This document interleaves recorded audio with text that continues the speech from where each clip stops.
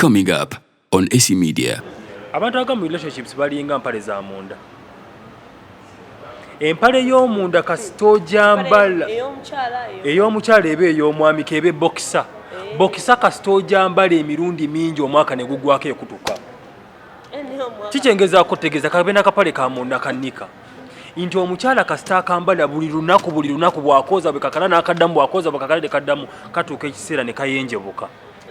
Naawe gwe omukyala oba omwami ampuliriza n'omutima gwo bwe guto bwe guli.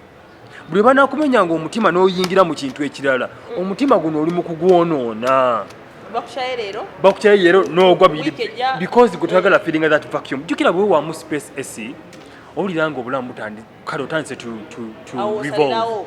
Nogamba nali mubi wano because namaze okulaba namwe bamenye emitima obuzibu buyinza okuba. We inspire. So amanya nedobozi nabulime Esther AC ku atalk with AC Media Uganda nkubuza kugona osinzo kubanga obutaba. Thank you so much bambi webale twagala webale commentinga webale tuwagira webale kubanga AC Media mugifudde kikyeri esaawa eno tubagala nnyo olwayo tugenzeko mu kitebe ky'omukwano tugenda kuba twogera ku nsonga za mukwano love issues era nga tuli ne Mr. Segawa Douglas. Mr. Segawa Douglas, should I say good afternoon? Good afternoon. Antwina masaba atenze naye smart. Nange nkutte rado. Nange nkutte Navy Force. 25 giri ku. Ye Navy Force. Wano wajita Navy Force. Nino omuntu eyagintonedde bannange. Yes, bannange webale neyanza nnyo. Not love. Naye banjagala. Yanga nina ebigambo bye nayogera. Nebi okwagala okwo. Bannange tufunye bantu bano. Kakana tosi mogoro nonjogeza ebyama. Good afternoon. Obulamu bugamba ki? Wanakola Katonda akuuma. Walabika bulungi. Naye saala zaabwe nazange n'okwagala kwa Katonda tezirimu ezange wanange ndi kuzaabwe oli kuzaabwe neze ndi wanjawulo mukulu oli wanjawulo eyesuusuuba mu automatically obulamu bugamba ki? Obulamu tebugamba kwagala kwokka akakuba katonyeeyo etonya ne mu nsawo namo neetonya mukoka mwereere naye no teyanditonye oyogedde ku nsawo n'amaanyi ganzigwamu ate nga kyekitambuza okwagala kugambi ago mafuta awo esi bw'oyagala awo zasivaawo sala kulimba bantu bamazi wano awo kasente sivaawo naye nga obulamu bugamba ki? Obulamu bugamba bulungi esi tewali buzibu mukama akyatukuumya abalabi bonna aba AC Media UG. Thank you so much for watching. Thank you so much for subscribing. Banaye mbasaba, I'm kneeling in heart, I'm kneeling at heart over your correct grammar. I really don't know. Mbasaba busaba subscribe on AC Media Uganda. Bambi batukozeemu omulimu ogw'amaanyi. Nze subscription yo bwepa erina impact gyekoze ku bulamu bw'omuntu omulala. Nange kenyini kama kwogera muntu alidde. Tubeebaza nnyo abantu abali mu Gulf region, abali mu Middle East, tubeebaliza ddala people from Egypt. Mwebale nnyo abantu abali mu diaspora. You are really making AC Media one of the biggest platforms that we really know. Abantu basobola okujja ne boogera issues zaabwe. Tubeebaza nnyo mwebale ku subscribinga, mwebale ku sharinga, mwebale ku commentinga. Mwefe femwe. Naye nga obulamu bugamba butambula bulungi. So olunaku olwaleero tugenzeko mu kitebe ky'omukwano twogera ku love Davi awatera okayita love Davi.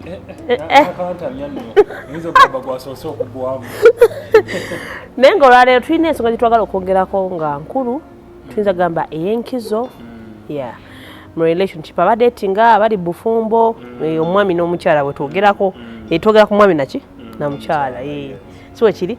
So Mr. Douglas, omuntu ono amanya atya nti ayiseeko nti position kwegamba ali mu relationship asuse w'alina okukoma kitegedde byakola si byalina okukola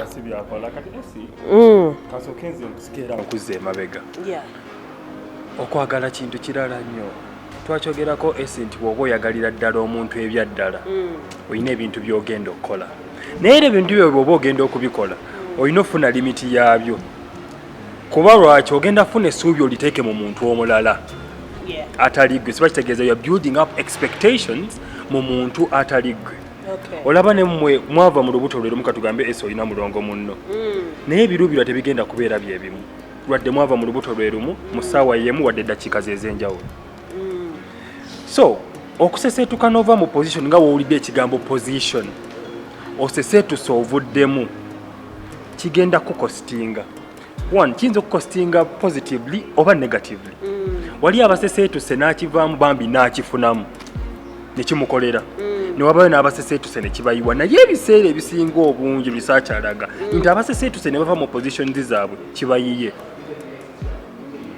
kati omuntu ategeerera nti bannange ntandise okuseseetuka yowaye nga tetunaba kukiraba ekyo twayiseeko dda ki ekireetera omuntu okuseseetuka ebintu ebisinga kambaweeko like one ebisuubizo omuntu byaba akusuubiza nja kukwagala gwe future logologo bumanyi njakuwa emmotoka ebyo nanze soagana byogera kubanga babitusuubiza bikuseseetusa sobola gana yabinsuubiza emmotoka webale nnyo bikuseseetusa ebiseera ebisinga obungi oseseetuse bakusuubiza n'ebintu byakoze tulina kyetuyita material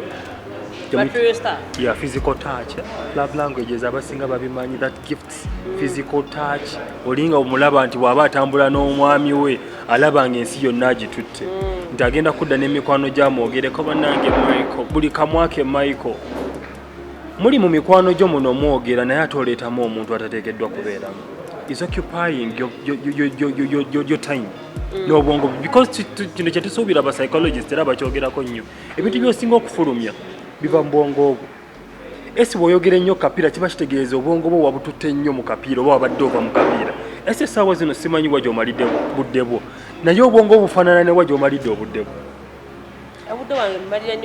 bwebale nnyo bwoba obadde obumalira mu bitabu ne statement z'ogenda ofuluma zigenda kubeera nzito kati nekyo nakyo bwe kiri obwongo bwo delving ennyo nnyo mu muntu agenda bwo okupayinga oleme naawe kwolowoozaako esi tosobola kugaba kyotalina ekyo bakyogeddekera mukiwulidde mu bangi esi ogenda gaba omukwano gw'olina naye bw'oneeyambula omukwano n'oguwa omulala n'otabaako that love to self nga teweeyagadde onnimba that's why obsession comes in nosanga oli omuntu ayawukanye n'omuntu n'agenda n'amutta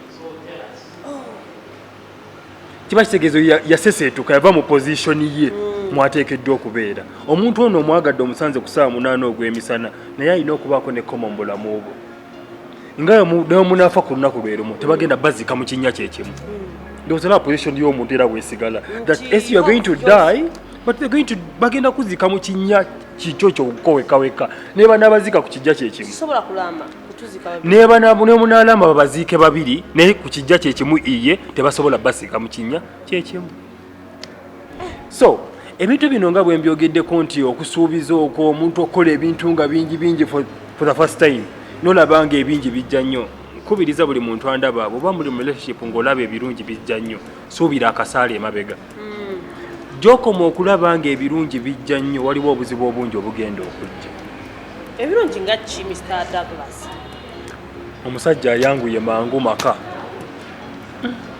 omusajja ayanguye mangu mmotoka esi kankubuulire sente gye weekoleredde ne sente empe ziwooma bulala abangamba nti sowali mukyala atayagala muwa kusente waliwo muzizaffe tezituwoomera tezibawo nkikiriza ekyo esi ziwooma sente y'omusajja erina engeri gyewoomamu empe yes naye njagala ebe nga mpe nga nkolerere weebale nnyo obudde bwo kikoze webale nnyo nakuyinja mukama obudde bwo bw'otaddemu okikoze naye sisobola kuba nga nkwanya omuwala right now essaawa zino nenkwata ebisumuzo n'embimuwa era abasinga obungi bakwata ne babibawa ne babibajja kadiyeni kyekino kyekugambye nnyo bw'olaba ebirungi nga biyitingana bijja nnyo sikamuka emabega linnyamuko mukyawa wakati ogambe ono abisomola kumukumu nga ne katonda tasobola bimpeera kumukumu ate nga katonda alina obuyinza obimpeera kumukumu ddala ki kyabala era ogenda okulaba nga ababikuweera kumukumu aba alina kyabala era bwe gugguka omupiira kasita kaggwamu ng'asika mu maaso ate n'omunnange nnaagikuwa nga tagikuteredde namanyago niba naye abakyala abali eyo muyige okusaba ku kaadi ebyobawa emmotoka nga tebiri manyago muyige ng'obaga banange obadde emmotoka sweetheart bambi daddy thank you so much nensaba ku kaadi esi si bubi kankubulire kino olaba abasajja relationship zonna relayingira ku bakazi kuba kati ffe abasajja kyatondibwa tujja kwana tujja kujja tukwogereza oba okitegeera. Remember mu ebintu ebyammwe bya mutima obwongo bukola kitono. Esi bwe nzija nenkwana omwana w'abandi obwongo bwe bugenda kukola kitono ate nze obwongo obwange nze jjukira for me am logical ngenda kukozesa bwongo bwange nnyo. Gwe bwogenda okubalira ekigere ekyokubiri nze mba nakubaza edda mu bintu by'okwagala.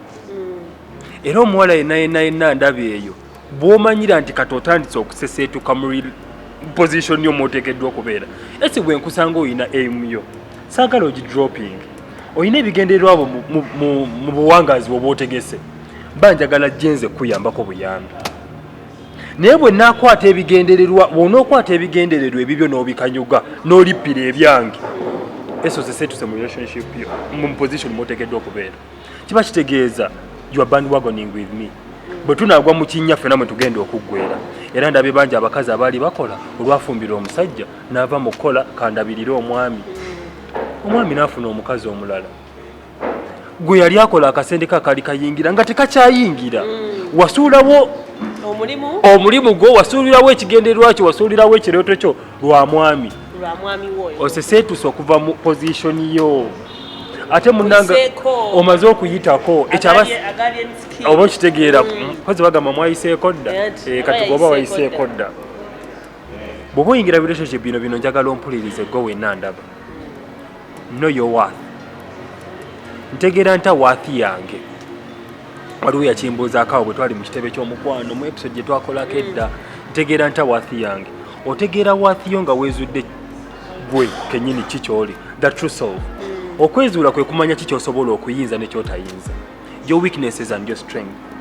Naye bw'oba ofunye patanaawo talina kuemulatinga weaknesses zo esi. Alina kuemulatinga strength ezibike weaknesses zo.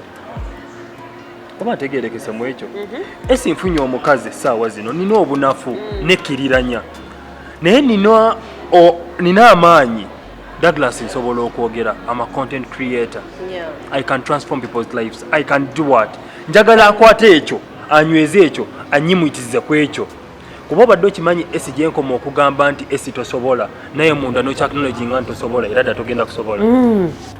Nze abantu bo batyo emisinde gye ntwala najja ebyo kati nga kati nongamba nti ebyonga ebyo byokola tebikola abamu bakulembeza nyo esente. Yes, I may have nyinza okuba nkyagala okufunamu sente naye waliwo neeri passion ejja temulina sente omala obudde actually noba relative of recent nina ne relative twafunyemu just cause ngwe yalabye ddala alabanga byemukola so nze nkuteeka ali bali reason kino ekintu nze nkitwalanga ka bebi kati tolina ngeri gy'osobola kunzija kati. Omuwandiisi omu yagamba vision alinga mwana. Webale nnyo. Kyova tulina kye tuyita ba vision bearers. Ba vision bearers be bano ba partners abajja mu bulamu bwaffe. Bw'abazze alina kufuuka vision helper ate talina kufuuka vision bearer ate nga gwe vision bearer. Ekintu aba agenda kukyonoona. Kyengeza kutegeeza wano tova mu position yo gwe ayingidde mu relationship manya ekigendererwa kyo. Oyina ekigendererwa yes maka relationship it's okay naye oyina ekirooto kyo gwe ng'omuntu. Oba ntegeerekese bw'oba otegedde nti oli vision bearer funa vision helper patanawo bw'onoobwajja mulageko mu wakoma nti omanyi hani nze kino kyenasalawo okukola nga tonnaba kuyingira kimanye. Abantu abasinga bwe tuyingira mu relationship bambi zitubika obwongo tetunanyizibwa. Naye bino byonna bw'onootuula wano ku its media UG bino bijja kuyambako okumanya nga bwe nkugambye nti vision mwana olina omuyonsa olina omulabira olina omusiba nnappi naye era nga bw'onoofuna omukozi tagenda fuuka maama w'omwana oyo olyoka omulekere byonna kiba kitegeeza wejje mu position y'obwamaama na mu relationship otekidrakinga bwe kito bwe kiri. Tova mu position yo wakola edduuka lyo oliresi love ekututte webale nnyo omulekera. Definitely love comes with trust but limited trust. Bayibuli egamba bwe nti gwandaba mu kamera oba wenna akkiriza nti akolimiddwa yeesiga omwana w'omuntu. Kubadde omuntu ajja kukuyiwa esi olaba ne kuwadde example ne gwewazaalibwa naye atuuka ekiseera n'akuyiwa kati ate olwo gw'osanze ono obusanze obukulu mwakulira mu maka ga njawulo n'ebirooto bye mulina bya njawulo suubira kitono so ono we muba muzze kukula mwenna the main aim of a relationship is growth nkiddamu ekigendererwa kyammwe kyonna mu kwagalana konna kwe mulimu kukula financially kukula mu mwoyo kukula physically nze yansanga siina kitanda tumbadde naawe tukoze funye ekitanda ni mukulaakulana kyekigendererwa kyaffe naye bwe mukulaakulana kwange tekigaana nti muwansangira nayina ekirooto kyange era bw'olaba ng'otandise okuva mu kirooto kye wayina initially ng'obulidde mu kyomulala good word with that ng'obulidde mu kyomulala ng'omanya nti govudde mu position yo the moment nze ozze ene ekirooto kyo noona ayina ekirooto kye n'ova ku kikyo n'oyingira n'obulira mu kyomulala oba omaze okubula tiwaddaana omaze okubula ate kati okukufuna kigenda kuba kizibu mwami wange kyayagala nina okyagala naye kankubuulire kino tetuganye mukyala wo kyakola ki kyayagala olina okukyagala okukyagala kirala n'okulekerera ekigendererwa kyo nakyo kirala okitegeera esi oyinza okuba oyagala omwami wo yes nga nekyakola omusapootinga tekikugjaako nti gwe oli mwoyo omulala oyina naawe ekintu kyosinga okwagala kyova olaba temufaanaganyako biza ebiseera ebisinga osanga omukyala nga yeyagala kuwandiika bitabo bye omwami wa mupiira okitegeera kati awo waliwo friction eba esobola okujjaawo buli omu ajja kuba aba wa munne research alaga bw'ati nti abantu abanyumira music genre y'emu balina chances nyingi okubeera bonna tobola bomba mwagala reggae n'omu omukyala naye nga yagala reggae chances weeziri temusobola okubeera mwena that kind of particular stuff research bwato bwakiraga I really don't know how true is that naye nange maze okiraba gwayimbye bajja kujajiga comments aba mujazisolamu awo so esi bwe tuva ku ekyo nti ovudde oseseetuze ku vision yo ekyokubiri omanyirawo nti otandise okuseseetuka okuva mu position yo woyina okukoma otuukiriza obuvunaanyizibwa bw'omusajja otuukiriza obuvunaanyizibwa bw'omusajja nga gwagula emmere waka gwakola ki omwami ono alabanga gwatandise omusafokeetinga ate abaami bano bw'omugamba nti bw'omuyambako kamanyiro bwe kagenda okutandikira abaami bano badde okimanyi tebaagala nnyo bakiyambi ayagala nnyo kiyambi ng'asabye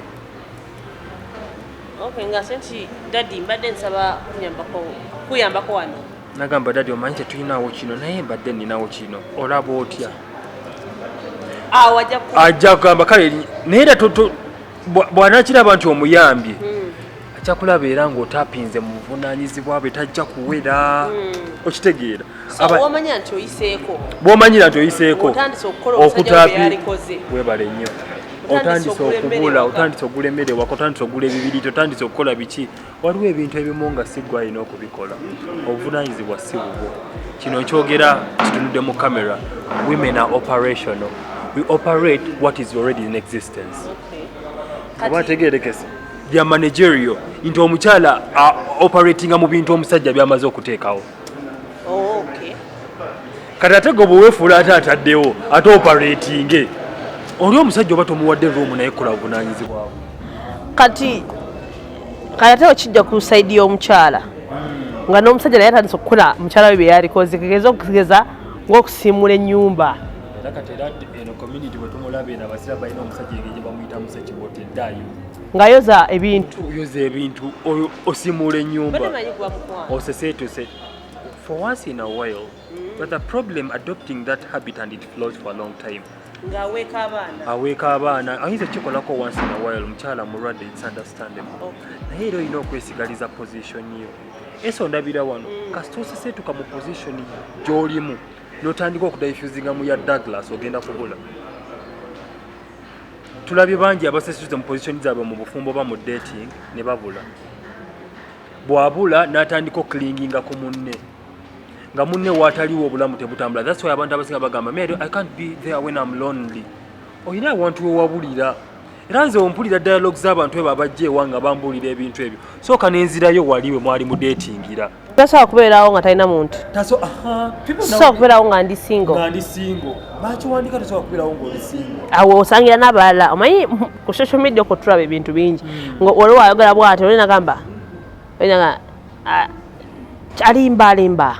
alimba obeerawo otya nga obeerawo otya benaka obeerawo otya osobola kubeerawo gwe it's possible nomanya nti omanyi kati kansooke mpumulemu kansooke no-orienting we talked about this last time you sit down orienting nga nomanya nti kati waliwo nakola ensobi zesigenda kuddamu kati oyo n'abantu nga bagala tasobola kubeera lonely tasobola kubeera single era ye tasobola kubeerawo nga taplayinze sex noyagala omugamba omubuuza wewakulira to 18 wakola otya kati ate wano ogamba otya nti osobola kumala wiiki because atikule kino esi n'obutawona n'ogwa mu relationship endala n'ogwa mu relationship endala oba oli mu kukosa bantu webale nyo nawe wenyini weekosa kale kankireete bwe nti abantu aga mu relationships balinga mpale za munda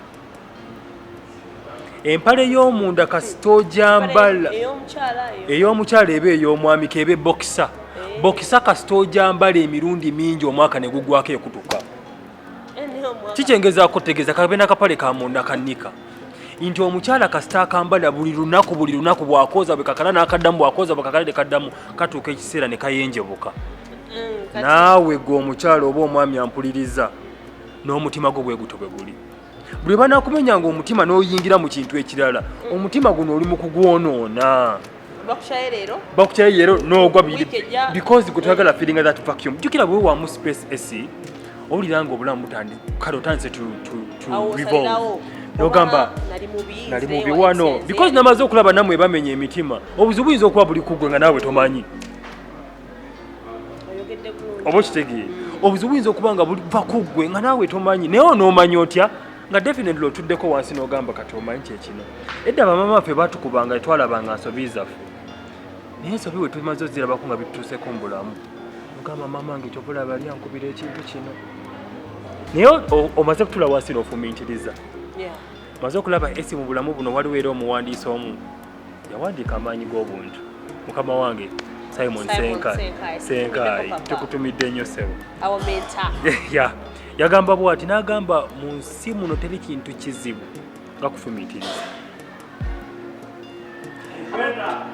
esi ekintu kufumiitiriza kintu kizibu nnyo nga gye nkomeza era bangi nnyo lwaki tuganya okubeera successful mu bulamu tetufumiitiriza omuddugavu ye ayina buno obuzibu batusomesa batugamba what tebatubuuza why oba how definitely era bakuza what is this era olira abaana basomesa mu kindergarten what is this it's a chair tebamubuuza why is that a chair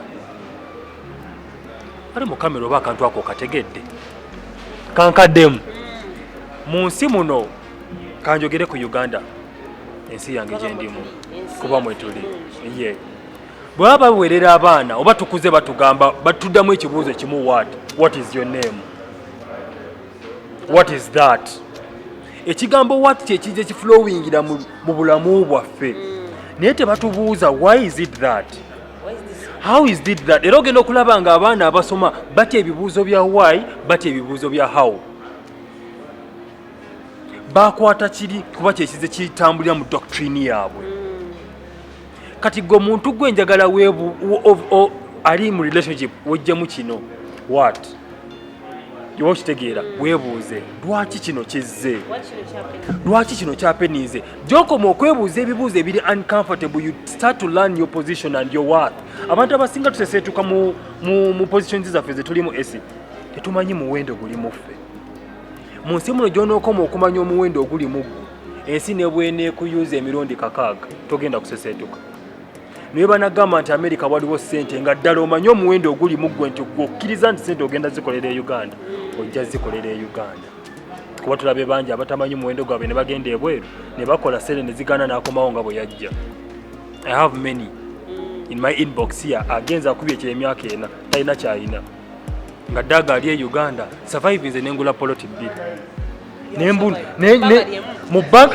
mu bbanga no lya mwaka gumu oba okitegeera nasooka ne mmanya omuwendo oguli mu nze nenfumiitiriza ne ŋŋamba omanyi ndi mu ggwanga lyange naye enkuba kyeyo. Abaana nsiiba ŋŋamba abaana nga kino ngenda kiza ne mu relationship, omwana waba agenda ebweru teyeebuuzaamu lwaki ŋŋenda ebweru.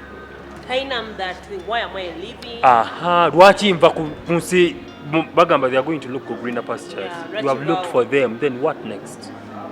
Kino kankyogere bwente era ngenda kiza mu relationship. Gwe wenna wenna agenze ebweru eyo sisitimu yeeyo ya buddu, naye nkusaba sisitimu tekumira, gibbemu gy'ogibbyemu naye tekumira. Kankizeeyo ne mulaavu gutyo, bw'oyingira mulaavu nkwegayiridde sisitimu tekumira, kuba sisitimu bwekumira ekuggyako ky'oli n'ofuuka muddu waayo. Kyova olaba nasisiti omaze okulaba relationship z'abannasisi zibeerawo. Yesu ojja kunjulira omukyala ne bamukuba n'asigala mu bufumbo obwo, kiba kitegeera weebale nnyo ali absorbed, yabulira mwoli, ali mu sisitimu emubuzizza, abuze pozishoni yagiseseetudde agivuddemu.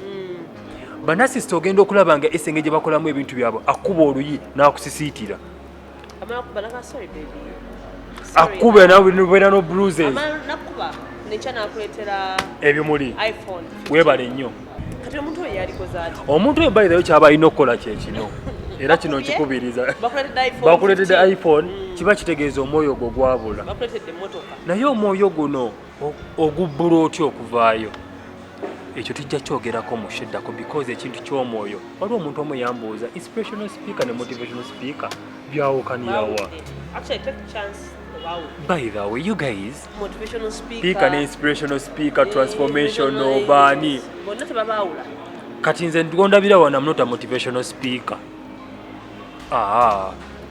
I'm not an inspirational speaker. Me, I'm a life coach. That's why I deal more in parenting. Into omwana abba sukaali atugenda kukola kino na kino, omwana ajja kukyuka. Kati SJ ngayo mumulaba is a transformational speaker. Transformation kyengezaako tegeeza kyekiriwa. Walina abantu mu bulamu tebakola bulungi, ekyo tokisuubira, kiveeko tambula ogenda okola ekirala. Owulira statement yo ogenda okola ekirala. You are transforming mu ideologies obadde olina, ogenda mu kintu ekigenda okuwa emirembe. Ebigambo byakugambye bikutransforminze. Obudde wali obadde osubira nti wasiwa. Weebale nnyo. Oli musibe. So, kati inspirational speaker kyakola kyekino. Ekigambo inspiration bagatta ebigambo bibiri, in and then the word spirit. Kiba kitegeeza ye wa mwoyo ayingira mu mwoyo gwo n'ateekako bulb n'eyaka. Ekitangaala eyazikira ekitanga ne kyakwa mu ggwe n'otandika okulaba ebintu nga bw'oteekeddwa okubiraba olw'ekitangaala ekisinziira mu ggwe. Ye motivational speaker y'ono ajja, for example, companies ziba hiringa nnyo. For example, if you can motivate me here, Douglas nkwadde emitwalo 2. You have motivated me indirectly using material. Yeah. Tomorrow I'm going to keep time, I'm going to come on time, I'm going to be organized, I'm going to have a script, I'm going to do what? Because you have motivated me. Omusaala. Weebale nnyo nengamba omanyi, let me motivate this guy. N'omwongeramu omusaala. Waliwo nola job abana bwe munaakola bwe muti, company hitting a goal ya bilioni 2 sente bwe ziti. You are motivating them to do a particular job. Ekyabasinga bakyabalema okubawula, mbalaba ku TikTok boogera motivation speaker mwatutama. Badde ngenda kwogera ekigambo naye kankyesigalize. Nanti obuzibu anyway. Omanyi nakugeno abagitunulako bagikkanye bulungi. Bamuzenge motivation speaker yani. Esimaze okulaba omu business naye bamuyita motivation speaker. Yeah, omuntu omwami bamuyita mwami Bakaluba, yes. Aina kale lubayogerera kaawo walaba ennyumba motivational speaker, you know? I really don't. Bwabi Bakaluba nkutumiddeko nnyo, but as long as you specify. Nga bwe njagala omusajja ono asomesa finances, Mr. Newton Buterabo, omulaba nti ye ayina leni mwali ku finances. You get? Abantu abasinga kati jjukira buli muntu yafuuka speaker. Asaana n'atasaana olw'okuba ayina essimu.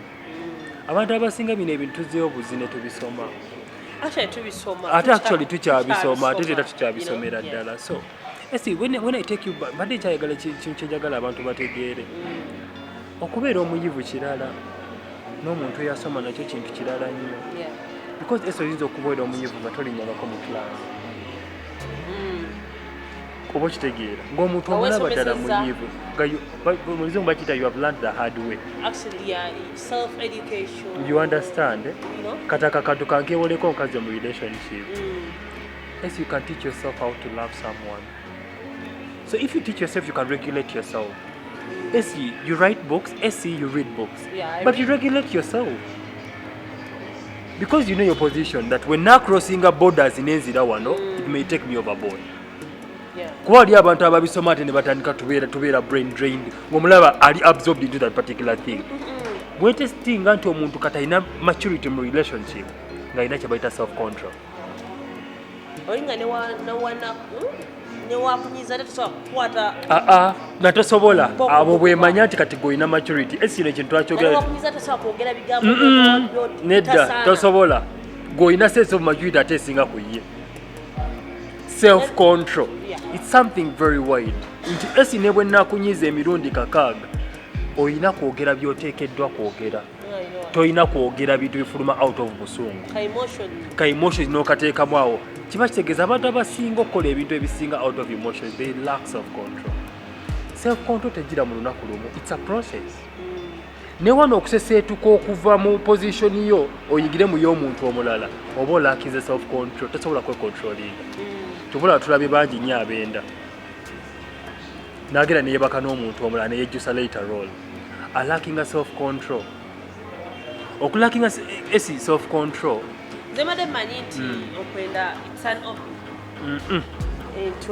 it's a habit that can be created. Esi twayogerako ku kyenya change kasookanga ka idea ne kajja ne kitefuuka biki ne kijja birowoozo thoughts biyo wuuyo nefuuka habit. Ate abasajja tebenda out of the blue. Omusajja ayenda agenderedde okwenda nedda si bwe kiri kaluka self control. Abasajja bano bagenda okwenda nga calculating self control. Era ogenda okulaba nga ye omusajja ayinza okwebaka naawe ddala nga takwagalangako. Anyway, for men it's possible. Yes. But for women, not for them they use emotions. Because akasente bwe kaba weekali. Naye kati abakyala abasinga obungi ekyo kyebaguddemu owulya nga appetite tewali. So if you are told you lack self-control, and especially it's with men, abasajja tetulina that self-control because nga bwe nakyogerako ffe tuli kipapula, we are easily sparked. Era omwami yajja nga yali high, era abasajja fe abasinga okwana because fe feelings zaffe zibeera waggulu. Naye ate bwe tunama okitegeera bwe mmala okukola kiki nga ntandika okoditinga ono ali serious for marriage on. Okitegeera because fe tujjira ddala we come in we chip in ne mmala byenkola neŋŋamba kati naye ate gwe mwambi bwenzija okukwana okuba image tulina kye twayita mu literature imagery n'okuba ebifaananyi bibebi ebiri awo bizadde mu musajja okoze otya olaba ennyumba akuvuga mu Rolls Royce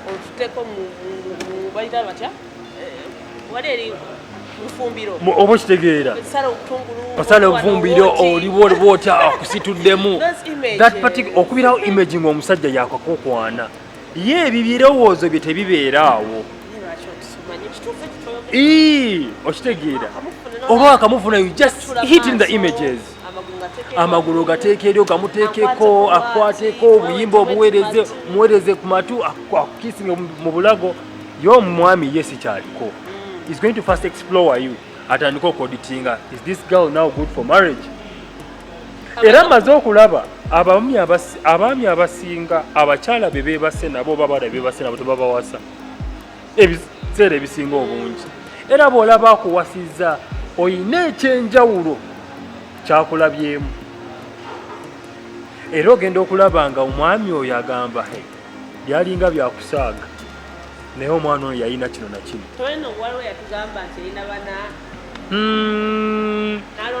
n'alondawo omu naye nga bano abaana bonna amaze bonna obbakebera bambi okitegeera amaze bonna obbakebera naye alonzeeko omu so women era kino nze relationship zange bwe banzogera I relate them to women because bambi be babeera mu kasaawo fe tuli ba goalkeeper abakyala kino kibalya bo bambi kigwira nnyo ku saidi yaabwe because they are more hard oba okitegeera they are more hard waliwo eyaŋŋamba a morning tulina ebigambo bibiri esi mourning and grieving byanjawulo okukaaba n'okukungubaga oba kinyonyole ntya waliwo omuntu akungubaga n'akaaba byawukana anti akaaba yebosanga naye akungubaga abantu abasinga baludde mu kukungubaga kati akwata okukungubaga okwo n'akuleeta mu relationship gy'alimu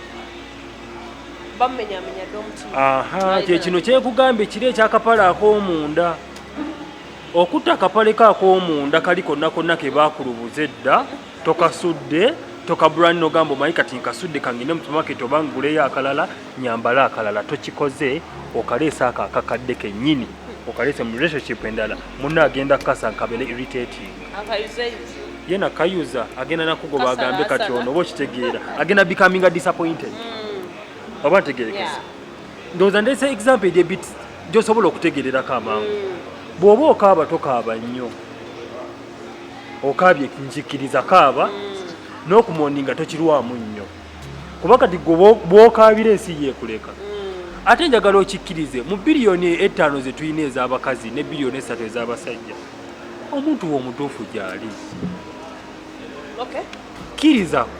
kkiriza nange mu Uganda muno tulinamu abasajja eziwera miliyoni 15 bannange waliwo omuntu agenda okwagala ate nga gy'ali naye kyenkusaba tobulira mu ye esosoze ne twogera ku kintu kino nti okuluzinga position yo butamanya kikyoli right esi kansoke nkusikeko katono esi bwe baba bakwana biki bye baba weetaga mu relationship biki bye baba oyagala mu relationship buli muntu alina ebibyo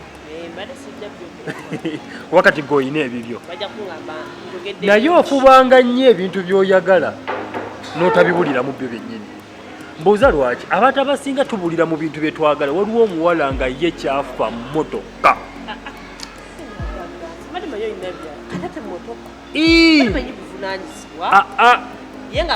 ye ng'afa kimu mmotoka nti nze bwe naafuna emmotoka kati kiba kitegeeza ogenda kujjeewa omwami oyo togenda kwagala ye ogenda kwagala mmotoka naye mu kwagala emmotoka eyo olina process mwogenda okuyita okugifuna kati emmotoka eyo wegwa ku accident nze naawe ekyo kibuuzo ojja kimumbuuliza ajagala so ogenda kubula wali olabeko abantu ababulira mu material ng'abantu ebabulira mu ssente ng'asobola okukola kyonna okufuna ssente kiba kitegeeza omwoyo gwe gwabulira mu material omwoyo gwe kasita gubulira mu material oseseetuze mu position yo oba wabuze dda ate esinamaze okulaba okuvuba omwoyo okuguzza kintu kizibu era aba transformational speakers mulina obuzibu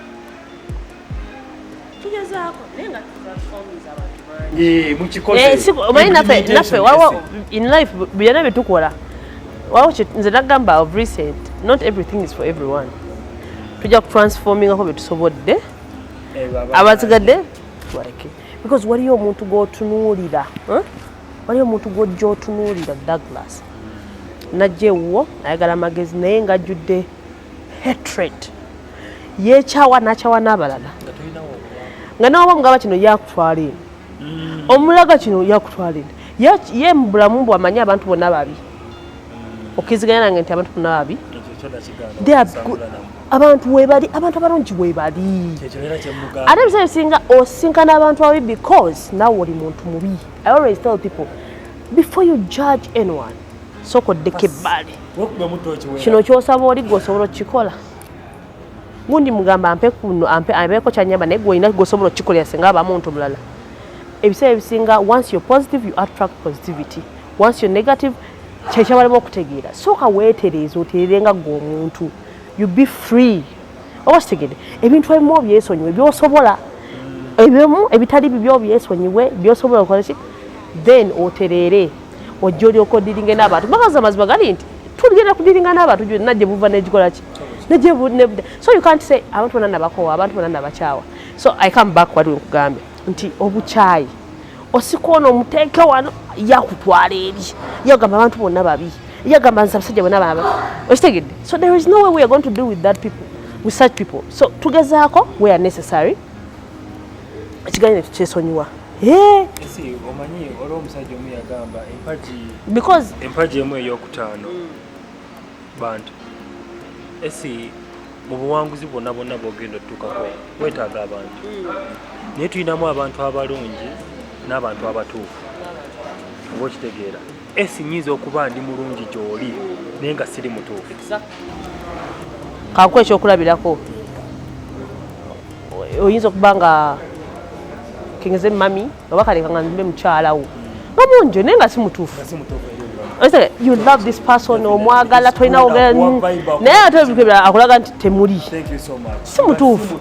So what you do omuleka wali nemugenda mu maaso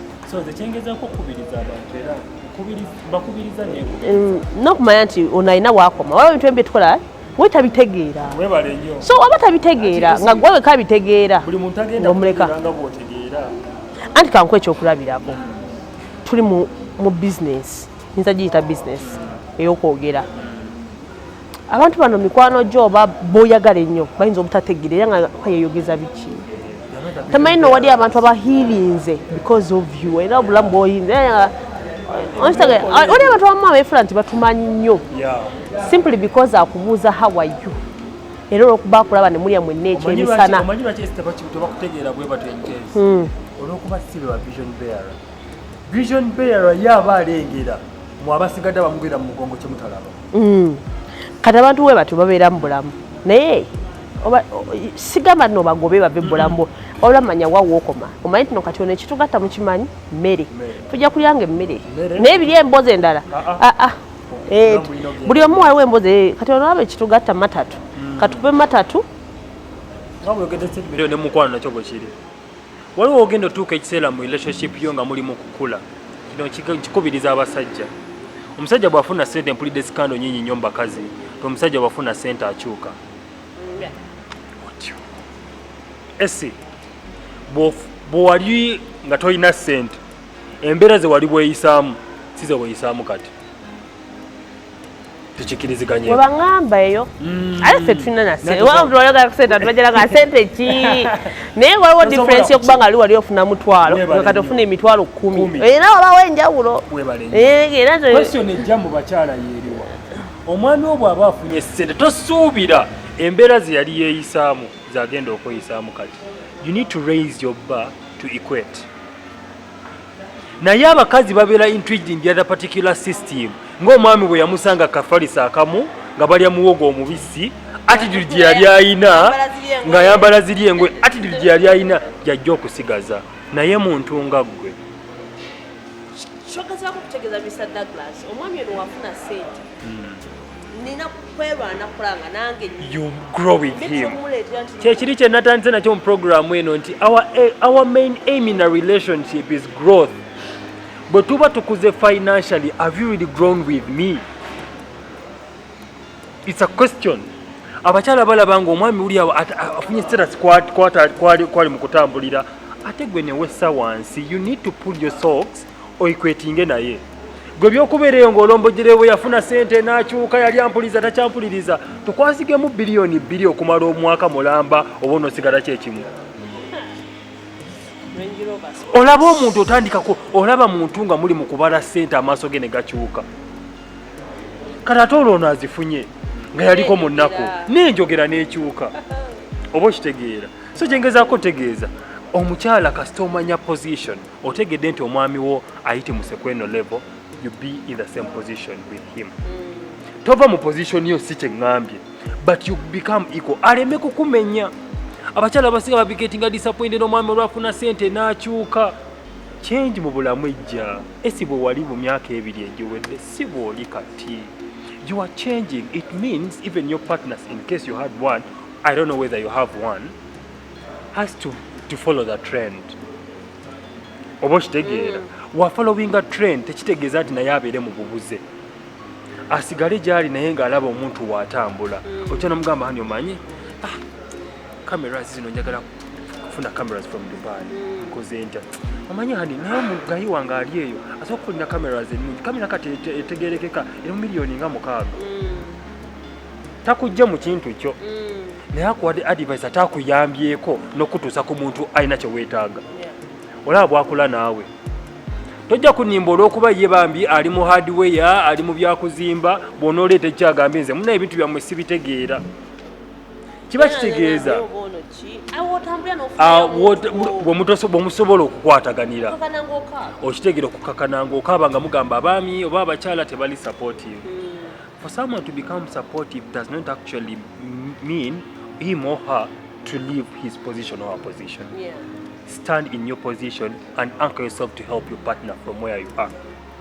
The moment actually you ofuna delusions cast overboard no sesetuka ogenda fuuka omwoyo ogubuze tovola mubeera mu DM za esinga mu musombo abanangenze bamenye emitima nayamba abantu nakola ki okuyamba abantu n'osuubira esi oba sesetuse mu position yo ekyo kintu twakibagamba ddala mu kitegeera yamba omuntu nga tolina kyosuubira yamba kubanga osobola yamba kubanga olina n'obusobozi yamba kubanga ogamba ebintu ng'ebyo naye akusuubira omuntu okuyamba you're going to be disappointed. Obadde okimanyi esi naye bw'owulira nti bw'osuubira oba owuliramu engeri gy'oseseetuseemu kongera obeera ng'ogamba alanza alwadde nnamukiri nti olwadde kati abamu oba olina nkali abantu wadde omukoledde kino yinza obutakikolera but so ate me always tell people nti nze my life banayenze newe emirembe peace of mind kati expectations ezo zigenda kumalako emirembe zigenda kujja zikwonoone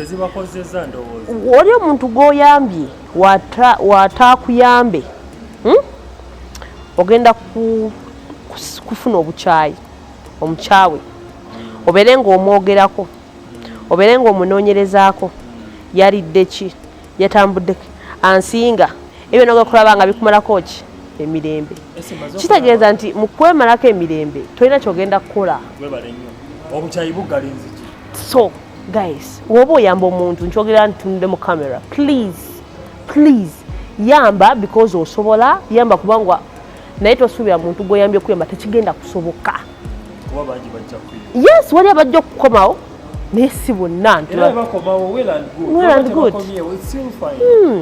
nawe oba omanyi nti ojja kuyamba ng'osuubira oyamba because olina ebigendererwa byo toyamba si byampaka period we move now esi another point omuntu wamanyira nti kati atandise okusesetuka mu position tugenda giwulirira mu bigambo esi ng'oyogera ku mwami every time nsoma Derek oyogele ku Derek omutukuba esi tutudde wano tuli mukola byamagezi kasoke nebuuze ku Derek ogwe balengenda okwogerako naye kamuleke esi okumanya tusesetuze mu position yo oba tekayiseemu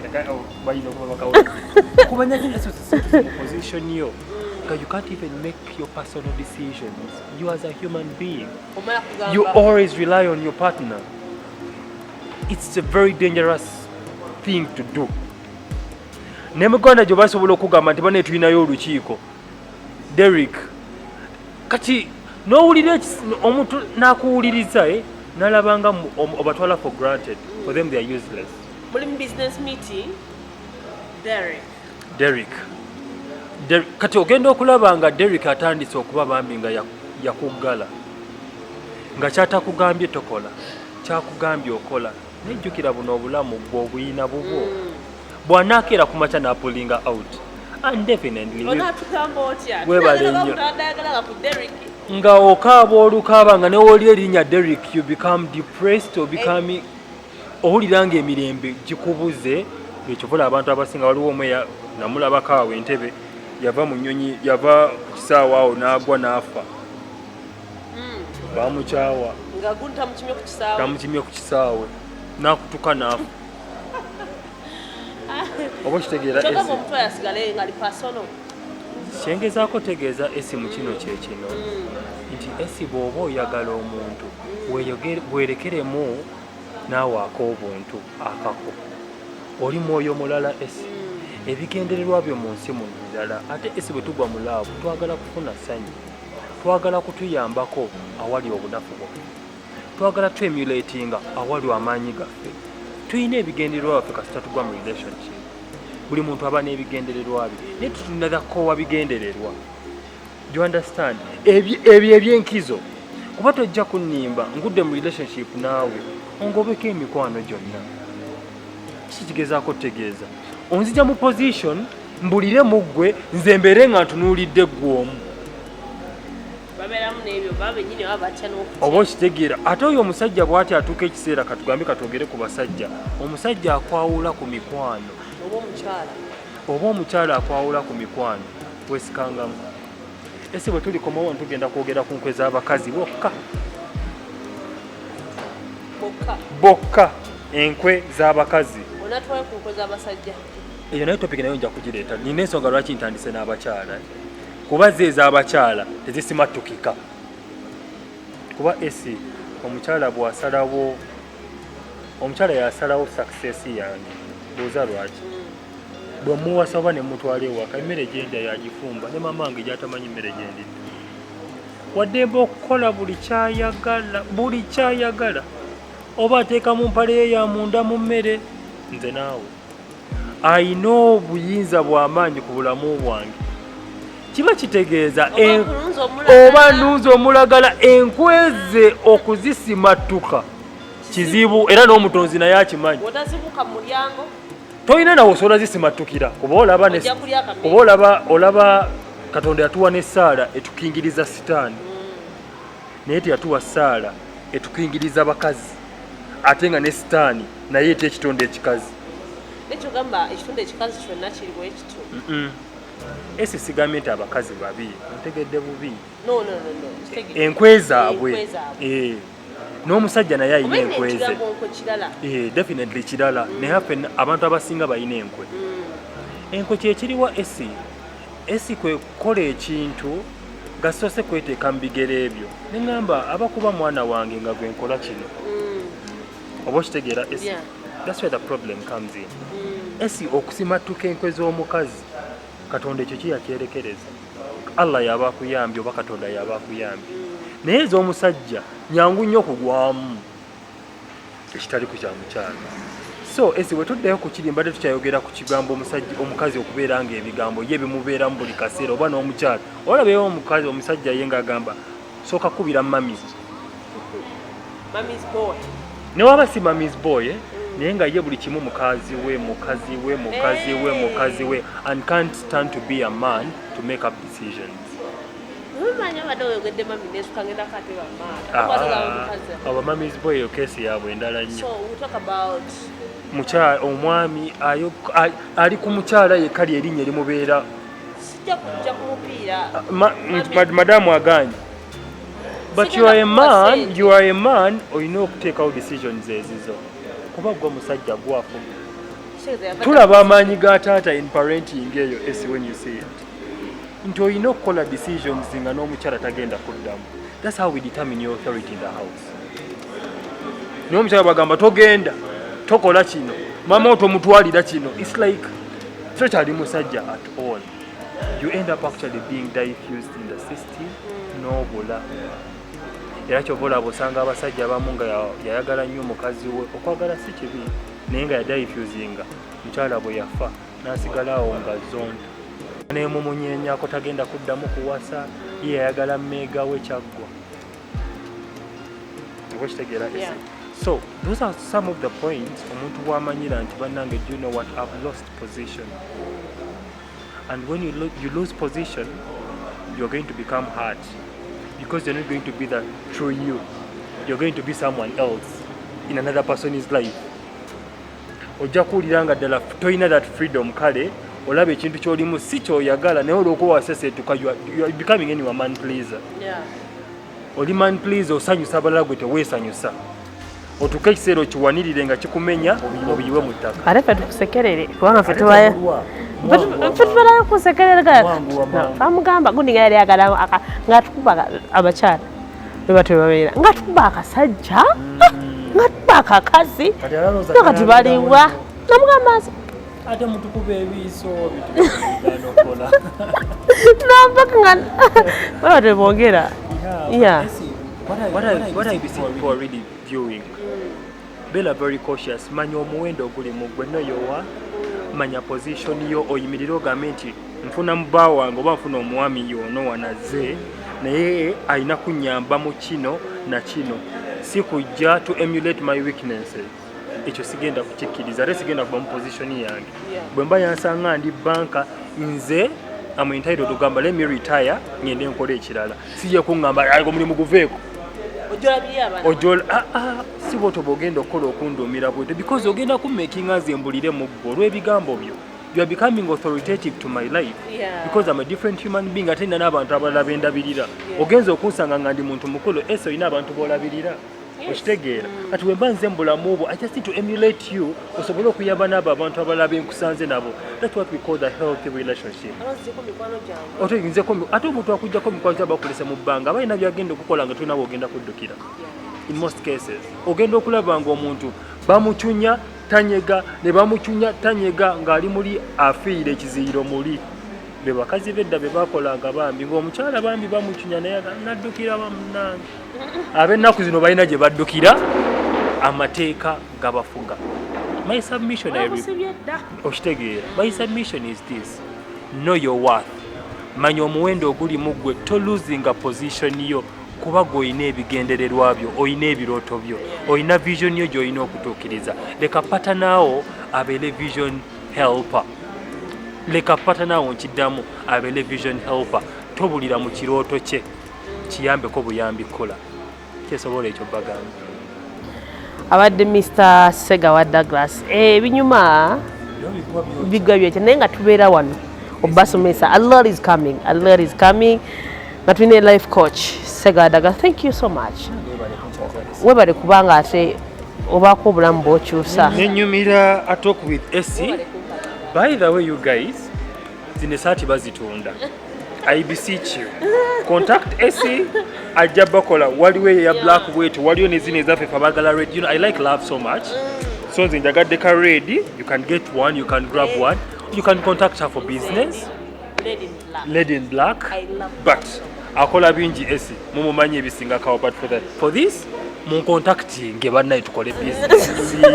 I beseech you guys. It's a very good thing. Thank you so much Mr. Douglas. Sobalenga kuchwa budde noja nosomesa abantu. Parenting Essie. Nkwebaza nnyo Essie by the way about that. I'm getting a lot of feedback and I have clients that I have to meet. Go nawe nayina obuzibu ng'olina omwana oli muntu mukulu because waliwo client omu bambi muntu mukulu mwana yakulemerera. You come. Tewali buzibu. You just go into my DM. I go into it. Maanyi goka so tetukozesa maanyi naye tukozesa amaanyi ebigambo biwonya. Kyobola bensi eno ya forming bawo kigambo nze sigenda kukuba mpiso okitegeera amaanyi agabeera mu bigambo nze sigenda kukuba mpiso nga balala nedda wabula ebigambo byange byonna bye bijja okukola okuwonya. Omwana aganye teweeraliikirira. Douglas wali naawe oli mwana abazaddewo bakyakufuga. Nina stories z'abo abantu omuntu alina emyaka 35 omuzadde akyamufuga. Sikoyisa mwana omuzadde atya okuluzinga omwana we. Society gyalaba mbi ebyo esi tuli byogerako we tulejja. Sikugenda nnyo but then beba clients bensoso okulaba. So mbedde wano Nabulime Esther ku Essie. I talk with Essie Media Uganda. Mbera mbagamba 12 Satellite Hotel Sasi Chanja Road. Baina water rooms enungi, baina parking yard ngazi, abalabi b'omupiira mujje wano, swimming pool bali mugikola, baina Satellite Health Club. Weyagala okugendako massage, sauna, steam bath. Wonna te kasente akatono, waliwo bacoaches abalungi. Ati nga nze waliwo ffe bacoach abe abalina ko kigotunulako nogamba kyekyo boko kiwebali so jangu ekisaasi kasente katono nnyo ayagala okwebaka kam ayagala okulya emmere jangu buli yonna bisange wano ku Satellite Hotel Kyanja Kisaasi Road. Mbagala nnyo, we meet next time. Love you all.